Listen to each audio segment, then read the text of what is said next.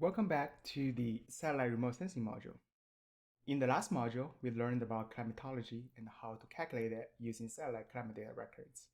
In this module, we will build on the concept of climatology and introduce concept anomaly and how to calculate it using satellite climate data records data.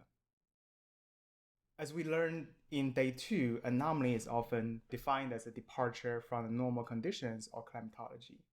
This is a very important concept used in climate studies to demonstrate the signal of the changing climate. The figure on the bottom demonstrates the concept of anomaly by comparing the raw observation of a given year to the climatology. The differences between observations of a given year and the climatology at the same time during the year will compose a new time series of anomalies.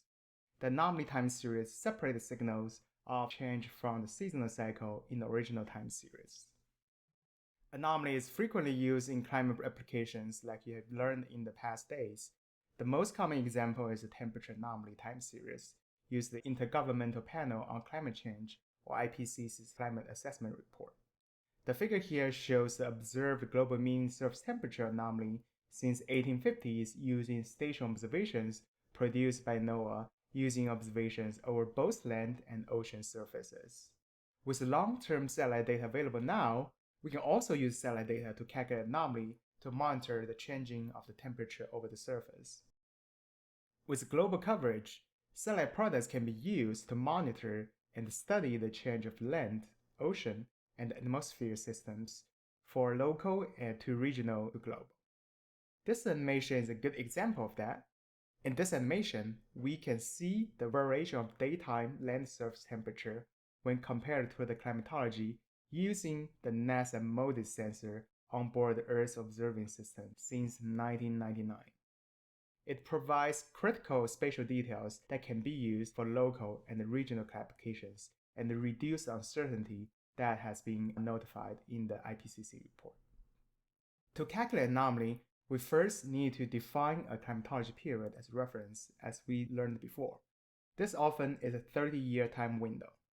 As a refresher, sometimes people will use a shorter time window like 15 or 20 years from the satellite data if the records are not long enough for a 30-year climatology. It's not ideal, but it can also capture the differences of the climate conditions departure from the long-term average. During the calculation of climatology, we will use only high-quality data and aggregated data to the desired spatial resolution and temporal frequency like weekly or monthly. With climatology, we can subtract the long-term average from the observations of the satellites of a given time period to get an anomaly for further analysis, such as trend estimation. In this tutorial, you will learn how to calculate climatology and anomaly using the NOAA GPCP monthly precipitation climate data records.